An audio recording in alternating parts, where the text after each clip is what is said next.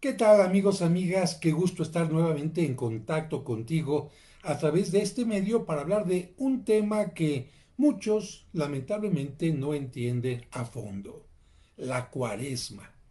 Hay gente que escucha simplemente esta palabra y ya empieza a detestarla, como a mí me sucedía cuando era niño y cuando era joven, porque precisamente por no entender, porque no había alguien que me explicara el porqué de las cosas, el porqué de los signos, hacían que la cuaresma para mí fuera algo absurdo, estúpido, molesto, impuesto por la iglesia para salirse con la suya y estar creando momentos, espacios donde solamente los curas, las monjas, los obispos estaban felices.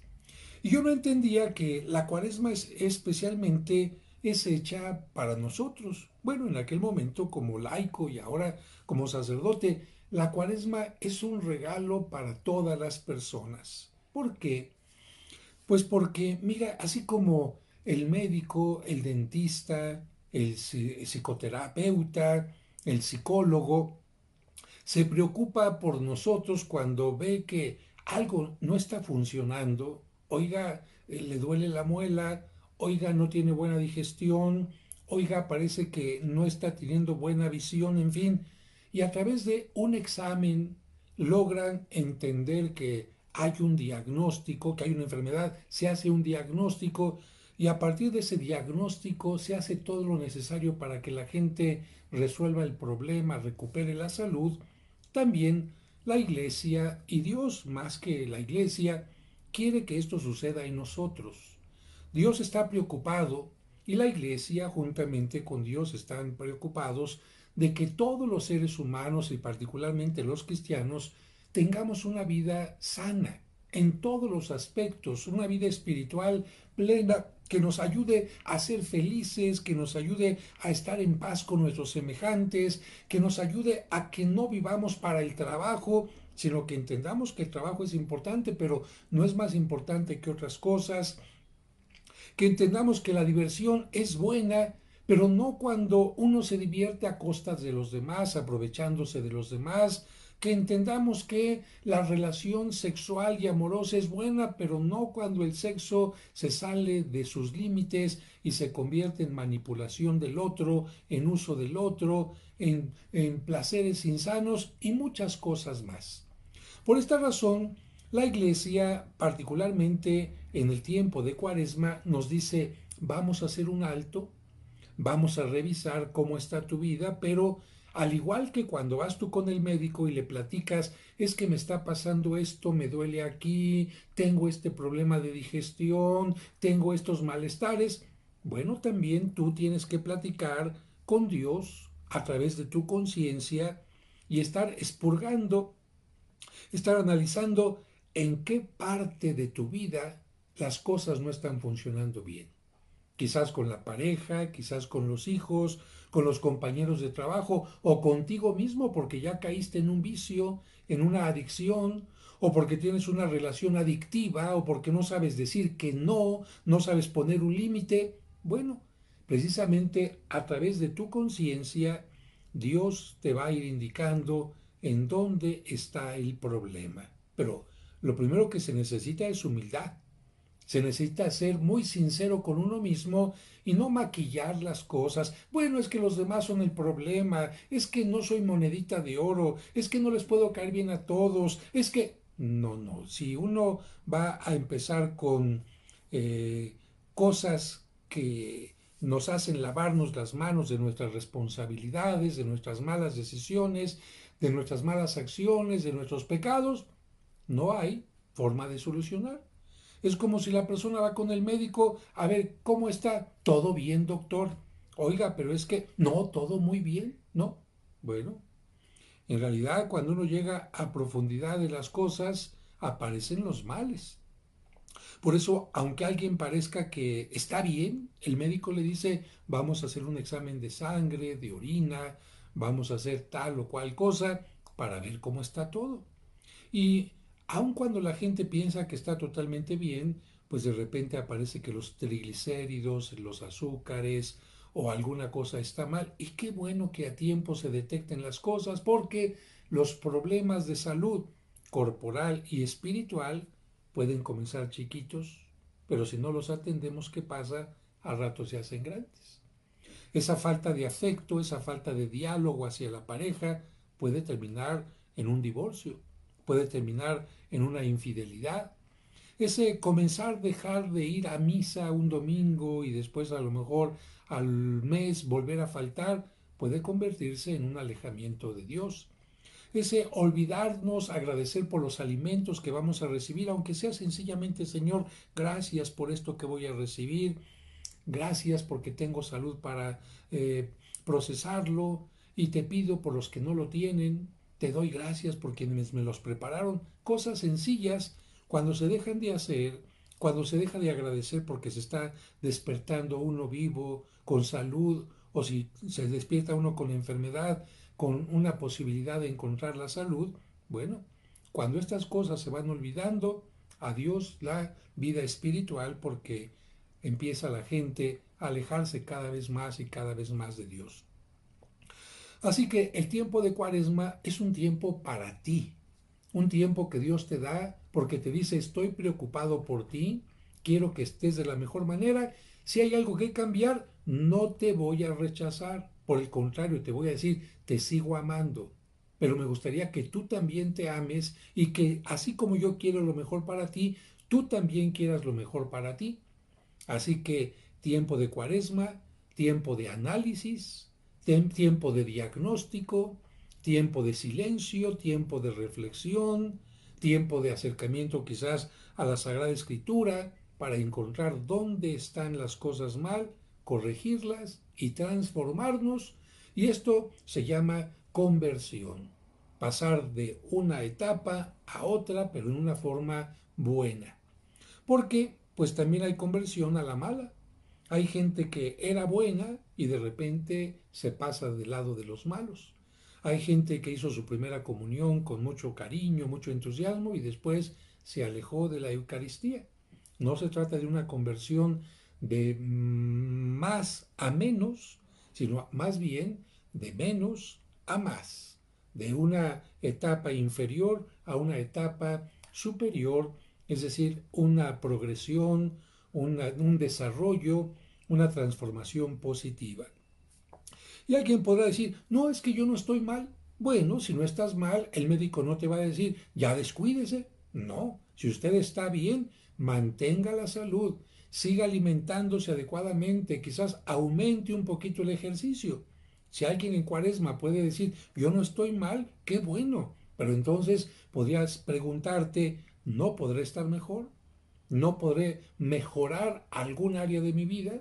¿No podré superar algo en lo que he ido creciendo? Yo creo que sí. Así que por esto la Cuaresma es una etapa buena y cuando yo entendí que la Cuaresma era algo positivo para mí y que me podía traer muchas cosas positivas, entonces dije, le pongo palomita a la Cuaresma. A diferencia de aquella gente que no entiende lo que es la Cuaresma y por eso hasta inventó el carnaval. Porque acuérdate que la palabra carnaval viene de la palabra carne, levare, o sea, quitar la carne. ¿Por qué? Porque la gente decía, ¡ay! Ya viene la iglesia con su Cuaresma, ya no vamos a poder comer carne, ya nos van a decir que no podemos ahorita divertirnos en exceso, ¡ay! Y entonces para pasar estos 40 días de aburrición, estos 40 días sin que se pueda hacer algo agradable, divertido, que además no es cierto, porque la Cuaresma no tiene por qué alejarnos de lo agradable, de lo divertido. Pero bueno, por esta razón ellos decían, entonces vamos a inventar unos días antes del miércoles de ceniza para hacer todo lo que se nos pegue la gana. Llegaba la Cuaresma, no había transformación, no había cambio, y para esta gente la Cuaresma no sirvió absolutamente de nada. Echaron a perder la oportunidad que tenían para ser mejores. Incluso desaprovecharon algo que el carnaval ofrecía, porque fíjate que el carnaval terminaba con estos carros alegóricos y en el último carro, ¿quién se presentaba? La muerte.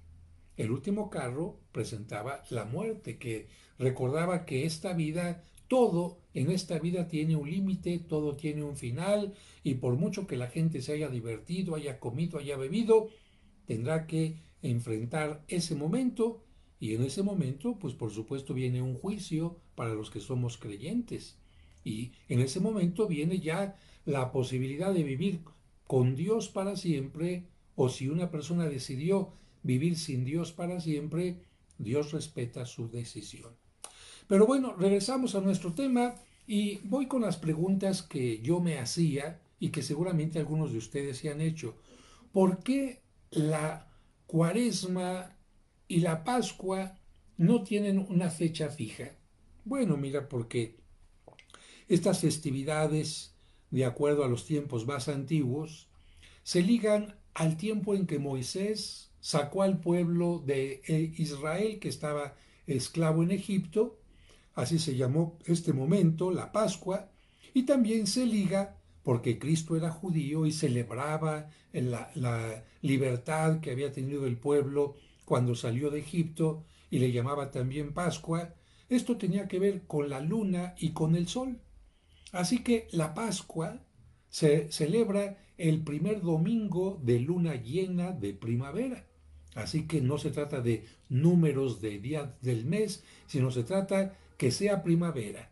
Después de que sea primavera, que sea la primera luna llena y que sea el primer domingo. Y esto hace que la fecha sea movible, que se pueda adelantar o que se pueda atrasar de acuerdo a el movimiento de la luna.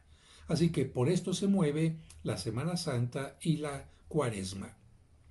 Una vez que se tiene ya la fecha de la Pascua, se cuentan 40 días hacia atrás, sin contar los domingos, porque los domingos son días de fiesta y no se consideran como días penitenciales, de acuerdo al pensamiento de la Cuaresma, que es un tiempo penitencial. De esta manera se llega al miércoles de ceniza. Y la siguiente pregunta es, ¿por qué 40 días? Bueno, mira, en la parte médica, muchos doctores le dicen a la persona que pase una cuarentena para que pueda recuperarse o de la hepatitis o 40 días después del parto para que pueda recuperarse de este movimiento tan importante que hubo con el nacimiento de un niño. Y el número 40 en la Biblia además nos representa un tiempo de preparación. No significa, por supuesto, que en 40 días algo pueda cambiar, pero se utiliza un tiempo simbólico. Hay mucha gente que, además del tiempo de Cuaresma, continuará a lo largo de varios días más, o quizás semanas o meses, su periodo de cambio. Pero vamos, es un tiempo simbólico.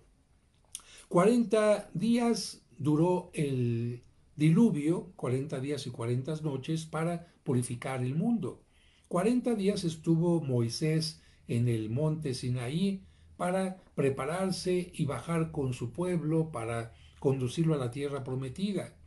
40 días estuvo Cristo en el desierto para preparar su predicación, sus milagros, su pasión y su resurrección. 40 días fue el tiempo en que el pueblo, 40 años fue el tiempo en que el pueblo de Israel tuvo que pasar por el desierto para llegar a la tierra prometida. Como ves, es un número simbólico y la iglesia toma este número simbólico para preparar la gran fiesta de la Pascua, que no consiste únicamente en adornar la iglesia, en que se cante muy bonito, en que haya muchas flores. No, de nada sirve adornar la iglesia si nosotros, como cristianos, como sacerdotes, obispos, laicos, religiosos, religiosas, no tratamos de mejorar y de transformarnos. Porque no hay mayor fiesta en el cielo que cuando una gente va mejorando y se va transformando.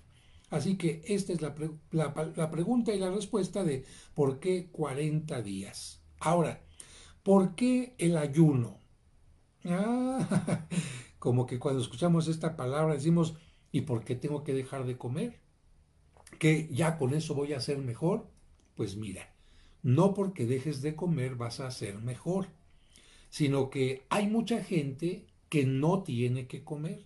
En este momento hay gente que o en las sierras o en algunos lugares donde no hay trabajo o en algunos lugares donde la gente está siendo perseguida, o donde no hay recursos, o donde van de camino hacia una frontera que no es su propio país, la gente está pasando hambre.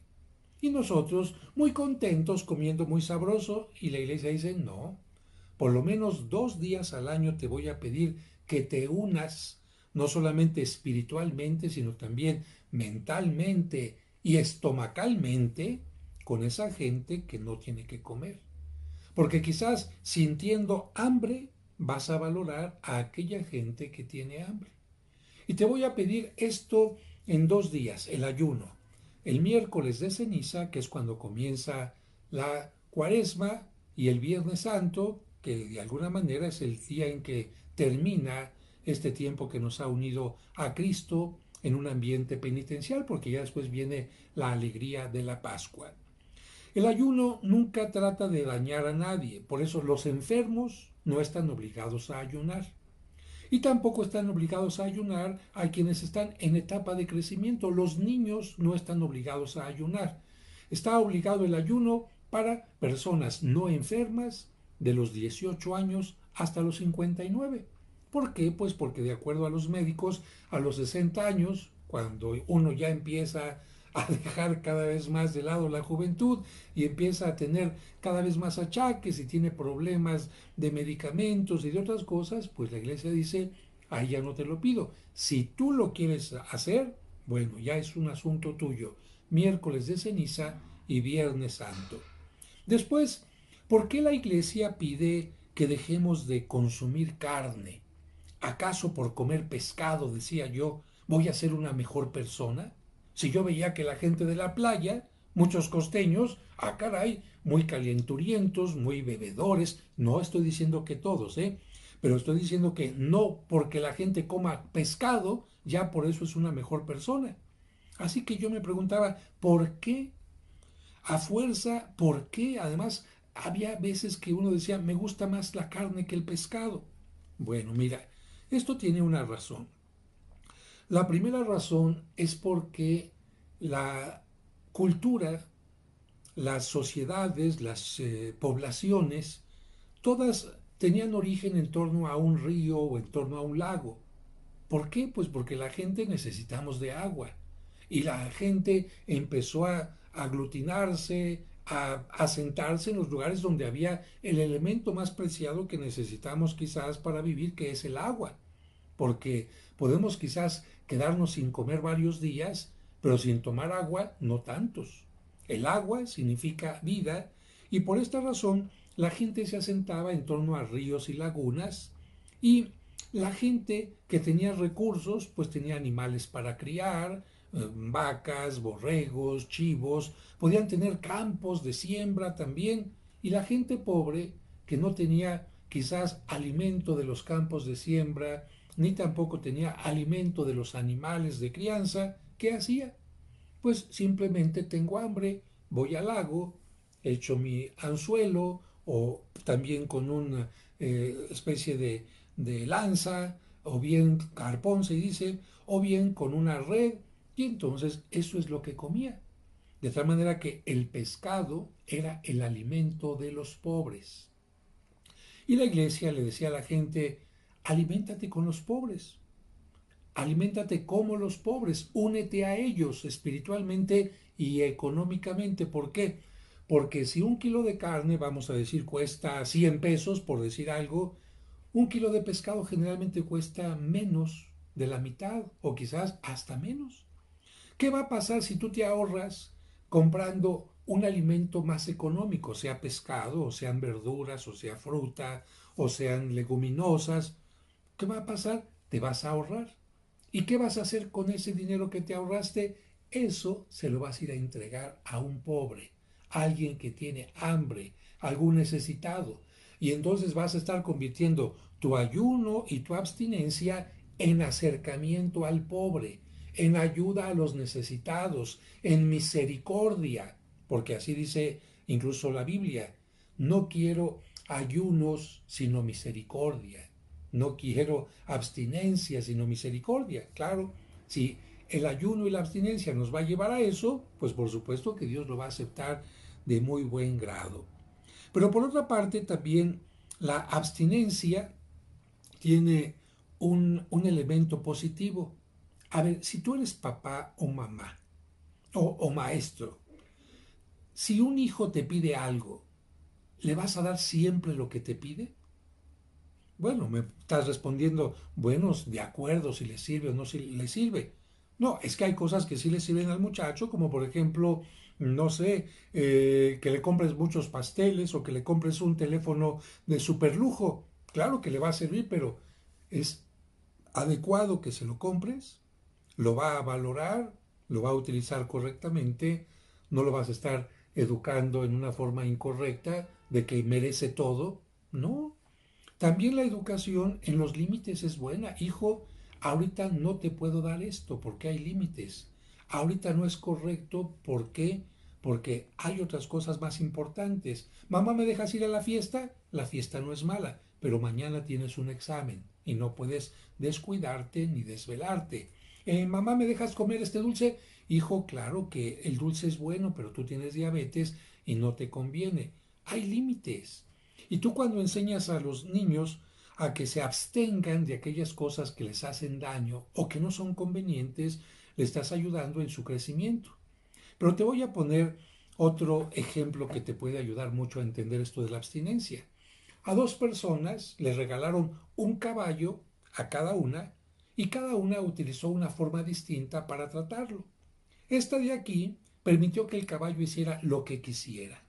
Y en cambio, esta otra, desde que le dieron el caballo, le puso un freno y enseñó al caballo a obedecer. Que el caballo quería ir para allá, no, no, no es para donde tú quieras. Que el caballo quería sentarse, no, no, ahorita tienes que estar paradito. Que el caballo no quería sentarse, ahora tienes que sentarte. Bueno, ciertamente costó un poco de trabajo en educar al caballo, pero quedó muy bien educado. Un día las dos personas empiezan una carrera en el campo, y ahí van corriendo con el caballo cada una, y de repente ven al frente un precipicio. Esta que nunca había educado al caballo, por más que intenta pararlo, el caballo se va al precipicio con la persona, con el jinete, y se matan. Esta que educó al caballo, le jala las riendas y aunque el caballo relincha, el caballo se detiene y se salvan la vida de las dos personas. Muy bien, ese caballo al que me refiero en este cuento es nuestra voluntad. Nuestra voluntad, si no la educamos, hace lo que se le pega la gana. Si yo me levanto, me despierto y, ay, quiero quedarme más tiempo en la cama. Todo el mundo nos queremos quedar más tiempo. Pero mi voluntad dice, sí, aquí me quedo. Invento que se me murió mi abuelita, invento que el metro no pasaba, invento que se me ponchó una llanta, que había una manifestación y aquí me quedo. ¿Y quién ganó? ¿La voluntad me venció a mí o yo dominé a mi voluntad? Claro, la voluntad me venció a mí. En cambio, si yo, aunque esté cansado, desvelado, haya ido a un funeral y me pasé toda la noche quizás no descansando, pero sé que tengo una responsabilidad y una obligación, aunque me cueste trabajo levantarme, digo a mi voluntad, me tengo que levantar. ¿Y qué pasa? Yo domino a mi voluntad, no es mi voluntad la que me domina a mí. ¿Qué es lo que pasa con un alcohólico? No tiene voluntad. Ahí está el alcohol, no puede decirle al alcohol que no. ¿Qué pasa con un drogadicto? No le puede decir a la droga que no. ¿Qué pasa con alguien que tiene una relación conflictiva y destructiva? No puede separarse de la pareja. ¿Por qué? Porque su voluntad no está preparada para hacerlo. Y aquí ya regresamos al punto de la carne. La carne es apetitosa, un bistec, un steak, como le dicen algunos, unos tacos, al pastor o lo que sea. No es que sea mala la carne. Claro, en exceso todo es malo y con mucha grasa también. Pero no es que se nos prohíba comer carne porque la carne nos haga más pecadores, sino precisamente porque es muy apetitosa. Ahí están, vas pasando por una calle, es viernes o es miércoles de ceniza y están los tacos al pastor ahí. Bien, si tú no eres capaz de decirle que no a un par de tacos, no vas a poderle decir que no a tentaciones más fuertes. De tal manera que la vigilia, la abstinencia, nos ayuda a todos a hacer que nuestra voluntad actúe conforme nosotros queremos, para nuestro bien. El otro punto que me preguntan, ¿por qué los sacerdotes se visten de color morado?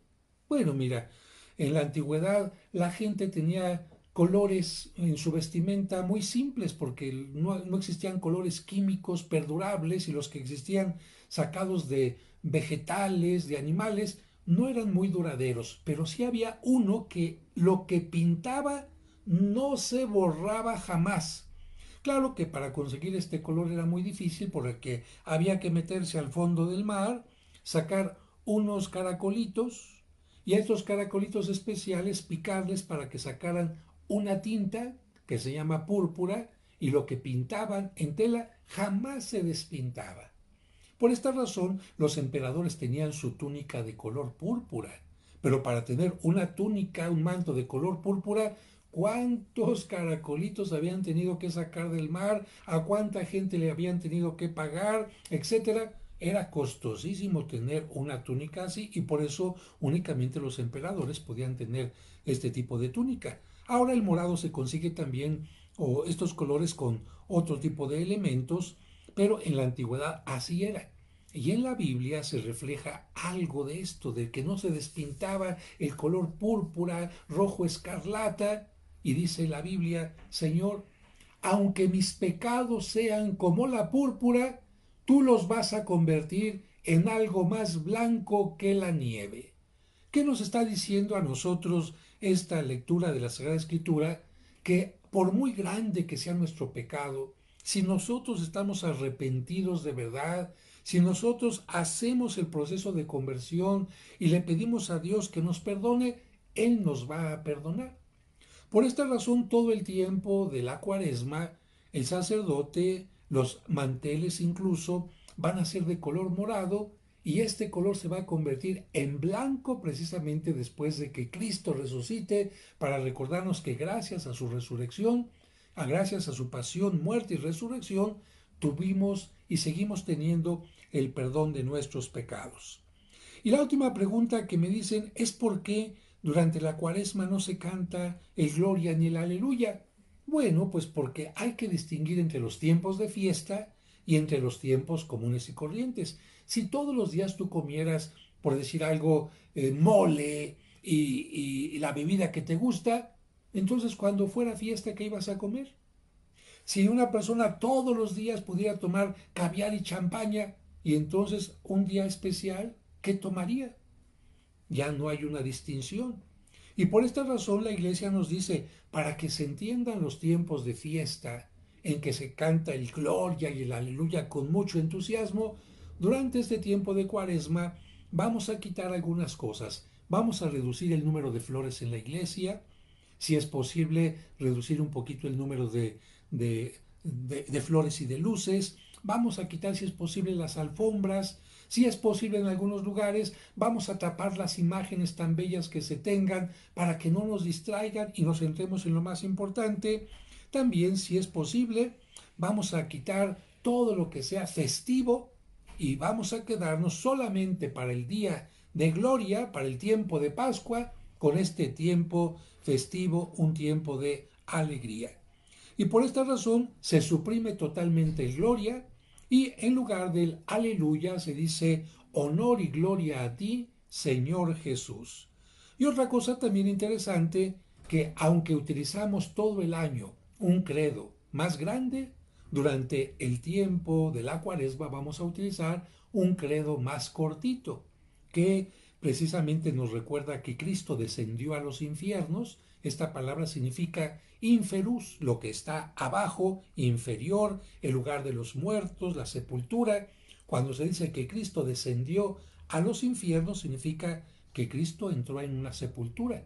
No significa que Cristo bajó a ese lugar que la gente se imagina con el demonio, etcétera, que es otra cosa. Infierno es otra cosa entendida así. En este caso, en el credo, se nos menciona descendió a los infiernos para indicar que se unió a la humanidad también en la muerte, se unió en todo Cristo a nosotros, menos en el pecado, para ayudarnos a resucitar.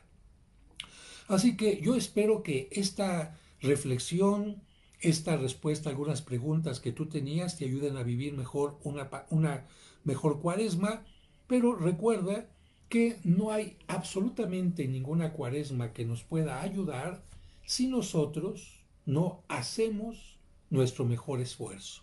De ti depende que esta cuaresma sea la mejor de tu vida y toma en cuenta que puede ser la última de tu vida, porque no sabemos hasta cuándo vamos a vivir. Para mucha gente esta cuaresma puede ser su salvación o puede ser su condenación. La oportunidad para alcanzar el perdón, para alcanzar el regreso a la casa de Dios Padre y una muerte que lo lleve a la vida eterna, o todo lo contrario. Las oportunidades no hay que desaprovecharlas. Y voy a terminar leyendo esta última parte en esta última parte del video, el capítulo 3 del libro de Jonás. Fíjate que había una ciudad llamada Nínive que había llegado a todo tipo de excesos y Dios manda al profeta Jonás para que les diga: voy a destruir esta ciudad en 40 días. Jonás va y les anuncia esto. Dice aquí: por segunda vez la palabra de Yahvé llegó a Jonás y le dijo: levántate, vete a Nínive, la gran ciudad, y anuncia lo que yo te diga. Se levantó Jonás y fue a Nínive como se lo había ordenado Yahvé. Nínive era una ciudad muy grande. Se necesitaban 3 días para atravesarla. Jonás entró en la ciudad e hizo un día de camino pregonando: dentro de 40 días Nínive será destruida. Los ninivitas creyeron en la advertencia de Dios y ordenaron un ayuno. Y se vistieron de saco desde el mayor al menor. No creas que un saco como los nuestros con botones, sino se refiere a una tela corriente, a estos sacos que se usan para meter la harina, para meter las piedras. Se vistieron con esto, de saco, desde el mayor hasta el menor. La noticia llegó hasta el rey de Nínive, que se levantó de su trono. Se quitó el manto, se vistió de saco y se sentó sobre cenizas.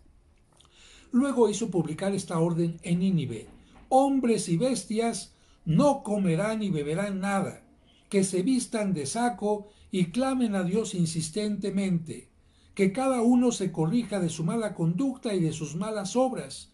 ¿Quién sabe si Dios se arrepentirá y cesará su enojo, de manera que no nos haga morir? Al ver Dios lo que hacían y cómo se habían arrepentido de su mala conducta, se arrepintió él también y no los castigó como los había amenazado. Capítulo 3 del libro de Jonás. Y con esto tú entenderás que para la cuaresma la iglesia se inspiró en este libro de Jonás para los 40 días también, para utilizar la ceniza, que es un signo de estoy arrepentido, y también otro tipo de penitencias, como ponerse una vestimenta más burda, más molesta. Y termino ahora sí diciendo que la abstinencia de carne se puede cambiar por algunas otras abstinencias.